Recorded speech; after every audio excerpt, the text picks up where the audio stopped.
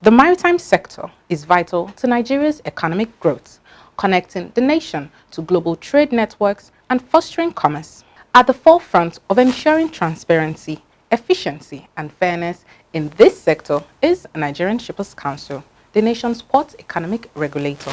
In this episode of The Shipper, we'll spotlight the Council's strategies to drive sustainable growth in the maritime industry, including insights into a pivotal management retreat that charts the course for the future. We'll also bring you a report from the Ministry of Marine and Blue Economy, where the Honorable Minister has called for increased funding to enhance maritime operations and infrastructure. Stay with us for these stories and more, along with the latest updates in the maritime sector in our Tidbit segment. We'll be right back.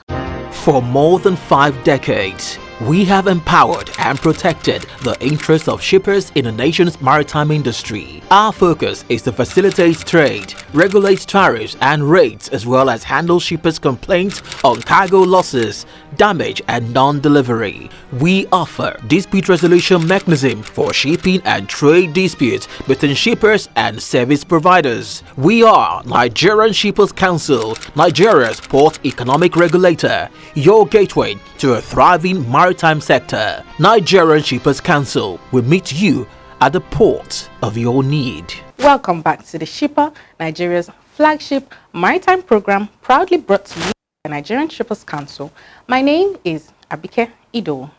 In this episode, we'll shine our spotlight on the recent management retreat by Nigerian Shippers Council, where strategies to unlock the full potential of the marine and blue economy took center stage. Let's dive in with Lucy Yambi as our guide. Ports, being a gateway into a nation, play a key role and can contribute significantly towards enhancing gross domestic products (GDP).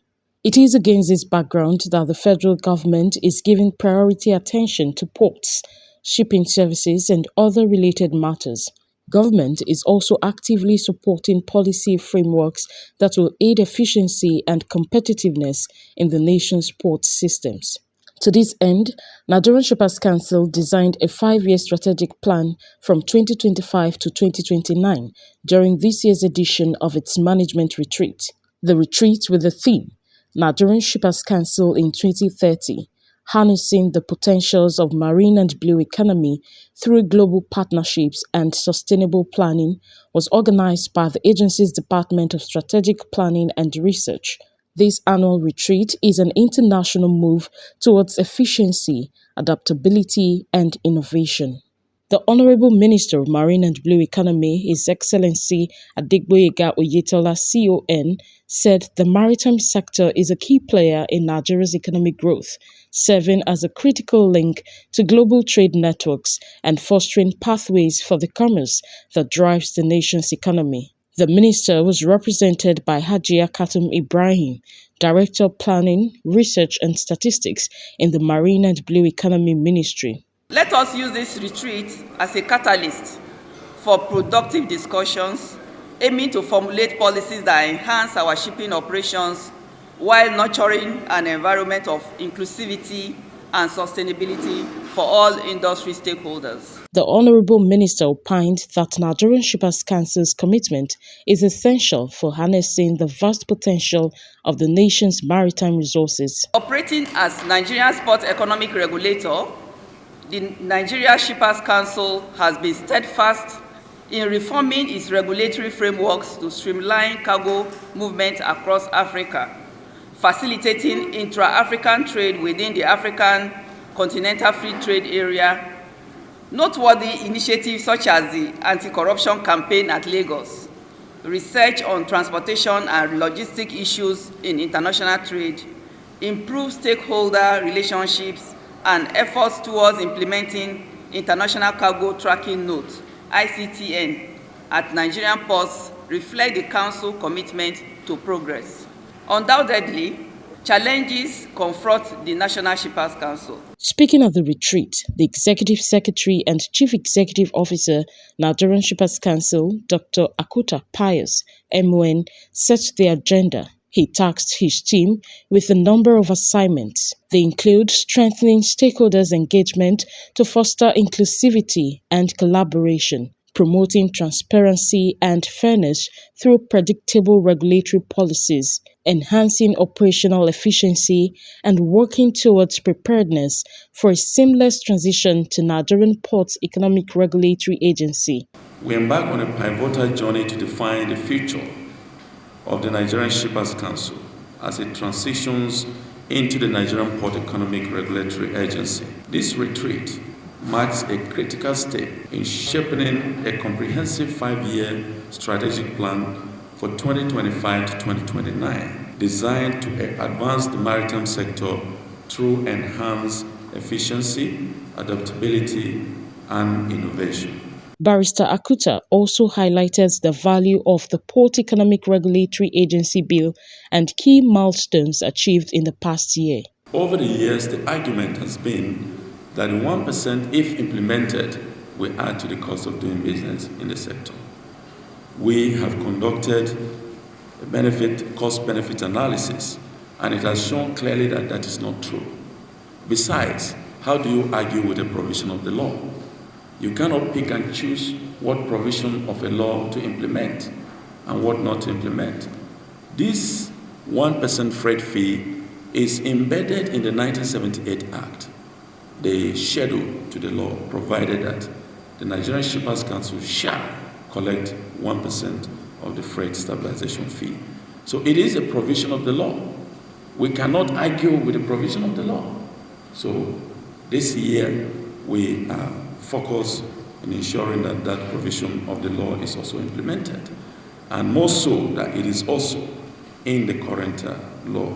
So when it is signed into law, it automatically takes effect. He announced to the delight of the management team that the long-awaited International Cargo Tracking Note, ICTN, would become operational by the second quarter of this year. He praised the Honorable Minister for his role in bringing this long-awaited desire to fruition. International Cargo Tracking Note, which, like I said earlier on, the Honorable Minister of Marine and Blue Economy, His Excellency Adegboyega Oyetola, has been pushing forward for the implementation of the International Cargo Tracking Note, because every stakeholder is yearning for the implementation of the ICTN because of the economic value it will bring to the country in terms of revenue generation and also the security of cargo that comes into the country.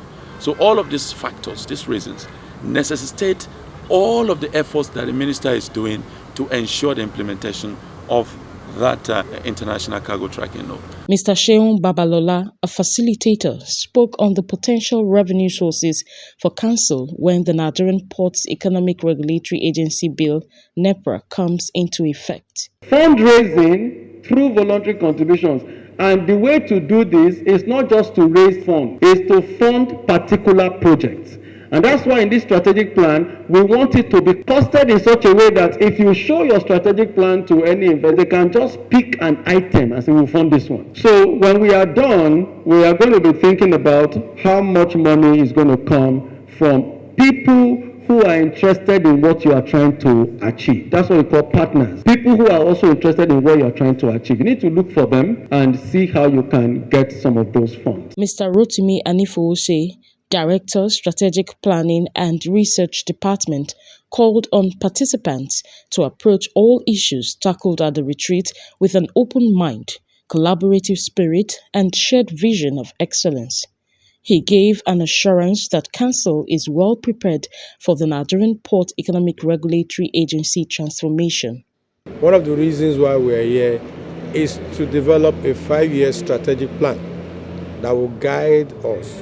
We're very much hopeful that with the consent, with the permission of the President and the Commander-in-Chief of the Armed Forces, President Bola Ahmed Tinubu, we will be able to have the bill signed into law. So what we are coming here for is to prepare ourselves, put up frameworks that will guide us, that will make it easier for us to function effectively as the agency that is given the responsibility of regulating the port economic activities of the country. So we're going to set frameworks, we're going to look at strategies that we'll develop. So it's very much within our purview, very uppermost for us to prepare ourselves. We don't want to start looking for preparation when the President has signed the bill. We are being dynamic, we are being proactive. So we're going to put in place kind of framework, kind of strategies that will guide us. Director, Inland Transport Services, Mrs. Ife Okolwe, in her presentation, Streaming Trade Facilitation in NEPRA, emphasized the importance of trade facilitation in NEPRA and called for the removal of bottlenecks in the course of doing business at the ports. Facilitating trade or streamlining trade is all about removing the bottlenecks in the course of doing business. Okay, we know that if we don't have good infrastructure, if the tariffs are not monitored or set, like we do in Shippers Council, responsible for setting up tariff charges and monitoring enforcement. So all these things we have to look at. We have to remove all the bottlenecks in the port. High cost of doing business in the port will become MPRA. Then we'll also, like this dispute resolution that we do, attending to challenges encountered by stakeholders in the port. We have to enhance whatever mechanism we have, to ensure that these problems are resolved. Trade facilitation done the proper way will boost the economy of Nigeria. We also encourage competitiveness in the port. We also attract foreign direct investment, in the port, and also remove risk. It's all about simplifying, modernizing, and harmonizing procedures, in the port. All those things that help to remove bottlenecks. Margaret Ogbonna, Director, Regulatory Services, emphasized the importance of competition in NPERA, describing it as a key tool for monitoring and driving operational efficiency at the ports. There will be needs for operational efficiency, for us to monitor operational efficiency, drive operational improvement for all the service providers in the industry, thereby ensuring that the best practices are put in place. Then there is need for us to ensure fair competition among the industry players to avoid the issue of monopolistic tendencies. There is also need for us to ensure that tariff setting are justifiable, equitable, and transparent. Then finally, there is need for us to deploy technology and continuous improvement of service standards to enhance competition. So competition is key in driving the NEPRA, looking at the future of Shippers Council. The shippers spoke to other participants. Shippers Council is transmitting to NEPRA, and we need the strong capacity and stakeholder capacity to be able to manage the new challenge. For Council to be able to manage the NEPRA professionally and efficiently, they need an upgrade on the capacity of Nigerian Shippers Council. And that is why we are here to design the positioning of Council the next 5 years, which will cover the NEPRA and the challenges of industry. We are looking at all the challenges, all the mistakes, all the incapacity and the weaknesses of the Council, and then to position Council for the future, for a better position. Because when NEPRA comes, NEPRA is like an umpire. We are going to oversee the entire industry and manage the entire stakeholders under our purview to ensure that we regulate them efficiently to perform their duty optimally. Because every stakeholder in industry needs to be put on a stronger framework in order to be able to perform in accordance to the rules and the regulation of the industry. We've been able to articulate and see the way to come up with a blueprint that will drive Shippers Council strategic activities between 2025 to 2029. Then we equally looked at what Shippers Council is expected to do if the new bill on Nigeria Economic Regulatory Agency bill comes on stream. Then what will be the transformation? How will Shippers Council shoulder all the responsibilities and carry out the functions that are detailed in that act? Though that act is intended to empower Nigeria Shippers Council, give Nigeria Shippers Council the requisite legislative authority to perform the role of a regulator in the port industry. Shippers Council has come to a point in its development and history that certain things and traditions will have to change. Previously, you've had the 3 years strategic plan, but now Shippers Council is transitioning from being just a Shippers Council to Nigeria Port Economic Regulatory Agency. So it's a new ball game, and then there is a lot of gestation period to allow for maturity for regulations implementation. So we decided to expand the number of years to 5 years, to give a better window for regulations, because this is new, totally new in the industry and in the work of Shippers Council. It involves capacity building, it involves training, involves restructuring, involves a whole lot of things. So 3 years will be grossly insufficient, and 5 years gives a better window of implementation. The vibrant discussion among participants at the end of the retreat was evidence of fruitful deliberations.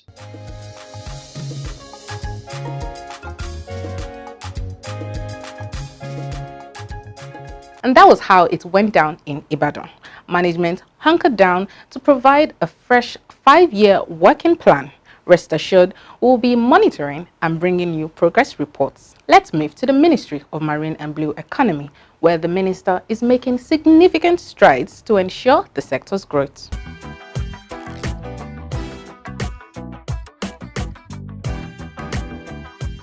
In line with ongoing efforts to strengthen Nigeria's maritime infrastructure, the Honorable Minister of Marine and Blue Economy, Adegboyega Oyetola, CON, has highlighted key areas of focus for the ministry in 2025. He called for increased budgetary allocation to his ministry, emphasizing its importance in driving economic development. The minister highlighted the ministry's achievements in 2024, including the near full utilization of its capital budget. For 2025, he proposed increased funding to support initiatives such as the development of dry ports, provision of life jackets to riverine communities, and replacement of unsafe wooden boats. Now, let's move on to our tidbit segment, where Victoria Vala will bring you the latest updates from the maritime world, including local and international news. Welcome to the tidbit segment of The Shipper. I am Victoria Yavala, bringing you quick insights, updates, and stories to keep you informed and inspired. Let's get into today's stories.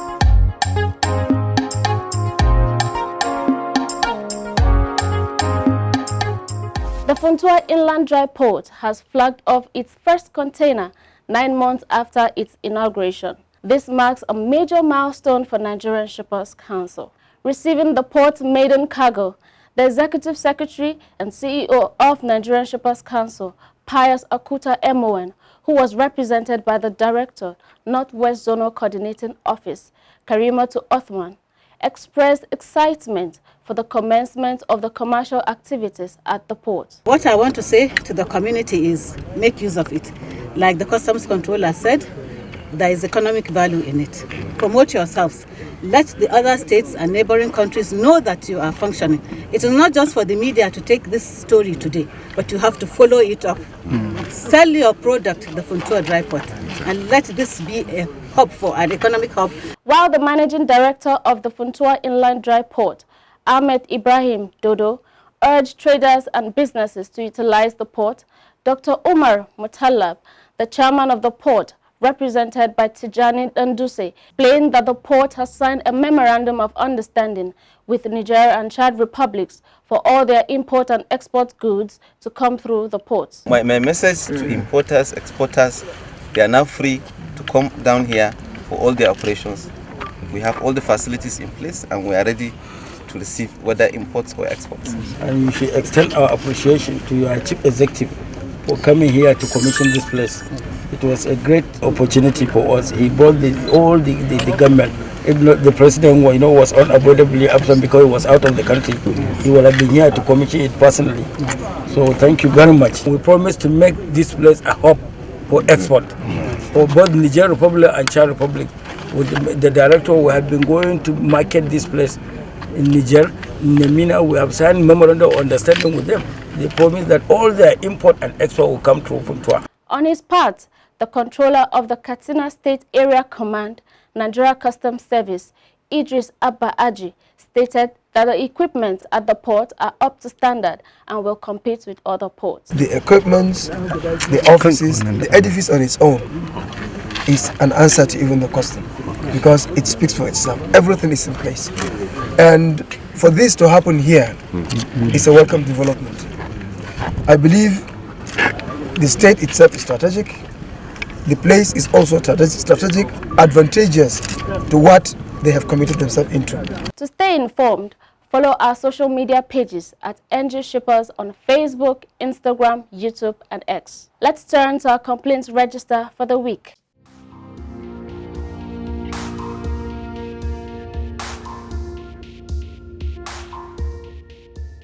Nigerian Shippers Council has received 7 complaints. While 4 of these complaints have been resolved, 3 are currently ongoing investigations. These include delayed delivery of empty containers, breach of contract, damage to cargo, refund of excess demurrage, container deposit refund, arbitrary charges, and failed service delivery.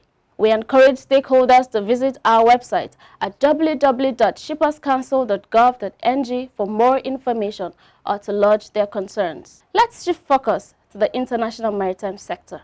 In a major step towards boosting international trade, South Korea's HMM has signed an MOU with India's Jawaharlal Nehru Port Authority to help develop the Vadhavan port located north of Mumbai. The port, which is part of India's goal to become a top 10 global container hub by 2040, will include 9 terminals with a capacity of 23 million TEUs annually.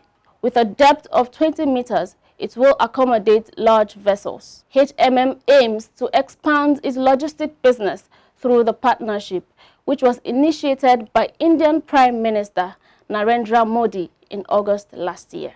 In an exciting news, Mitsui O.S.K. Lines, MOL, has launched a new business-to-consumer service called MOL Cart, providing a delivery and forwarding solution for overseas residents. The service allows customers to easily receive Japanese products purchased from online shopping sites and offers highly convenient warehousing options. This initiative is part of MOL's broader diversification strategy under its well-being and lifestyle business division, which also includes real estate, cruise ships, and more. The company is also expanding into new sectors like carbon removal credits in partnership with Marubeni to address environmental challenges. And that wraps up this week's edition of the Tidbit segment on The Shipper. Stay sharp, stay connected, and see you next time. For more than 5 decades, we have empowered and protected the interests of shippers in the nation's maritime industry. Our focus is to facilitate trade, regulate tariffs and rates, as well as handle shippers' complaints on cargo losses, damage and non-delivery. We offer dispute resolution mechanism for shipping and trade disputes between shippers and service providers. We are Nigerian Shippers Council, Nigeria's port economic regulator, your gateway to a thriving maritime sector. Nigerian Shippers Council will meet you at the port of your need. Anchor away, signaling our stop point on today's program. Thanks for being a part of our journey. We'll be looking out for you when we next set sail. And don't forget to follow us on our social media platforms at NG Shippers for more updates. Until then, here's wishing you a swimmingly great week ahead. Goodbye.